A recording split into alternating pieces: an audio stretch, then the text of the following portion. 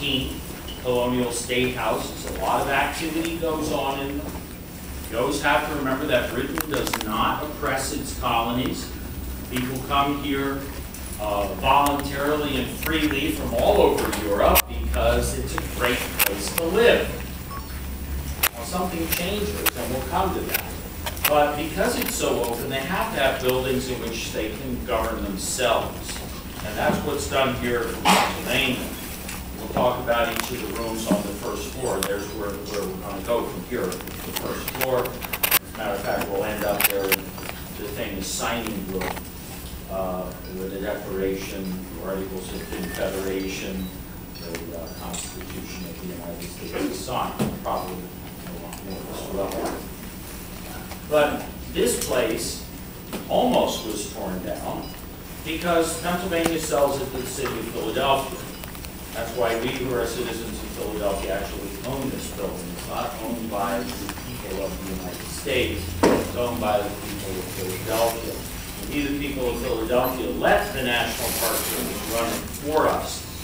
But in the process of buying and saving this building from being torn down, the people, my citizen predecessors, they changed a lot of the inside of the building. They used it for different purposes. So a lot of these rooms had to be what is called restored. There was a great and brilliant architect called Penny Batchelor who was in charge of bringing the building back to its original appearance, and they did an excellent job.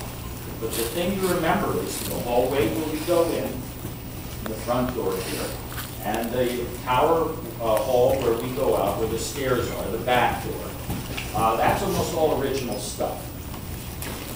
So when you go in there, you're interacting with material that George Washington and John Adams and Benjamin Franklin, the three greatest of the founders, and then the others, they actually touched that stuff and saw that same stuff that we're seeing.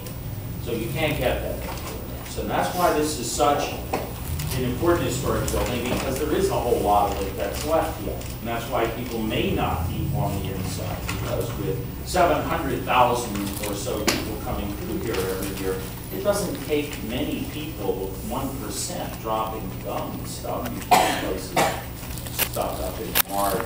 And it is a sacred place.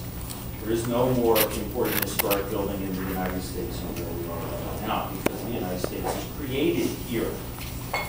So keep your eyes open, look around, get a sense of the place, because it tells you things about how they thought of their work.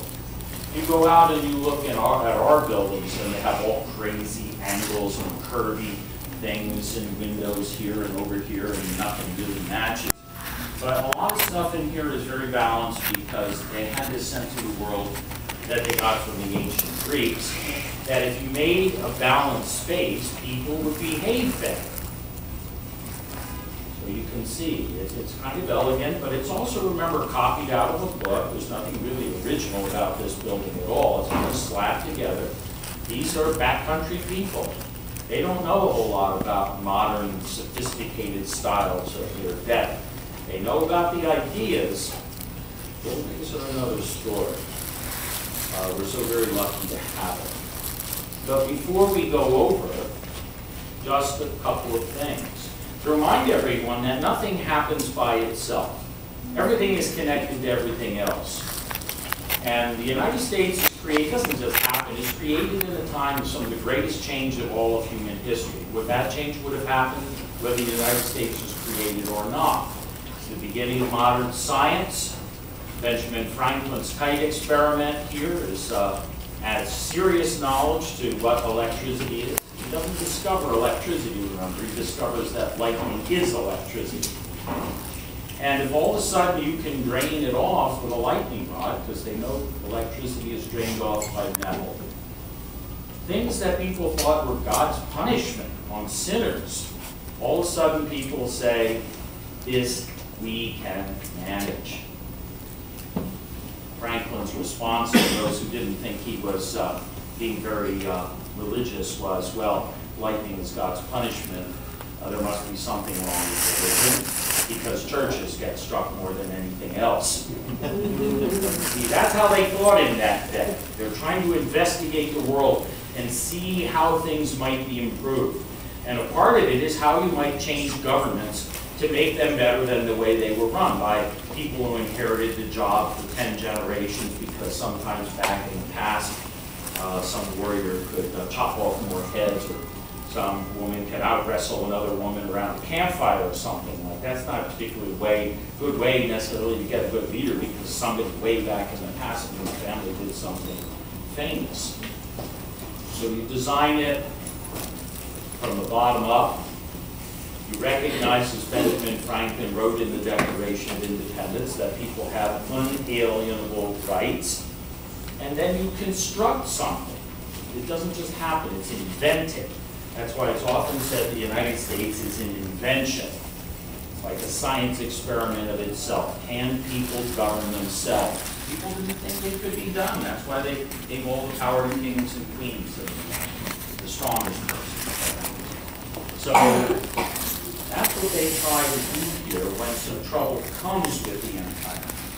And that comes up after that famous French and Indian War, which you may have heard of. It started out there in western Pennsylvania, and it changed the reality of their world. And that's where we'll pick up the story on the inside. We need to get over there, but there may be one question, if anybody has anything that I'm confused about here at the end of the day. All right. Do remember, no eating inside, but photography, you can take as many pictures as you want.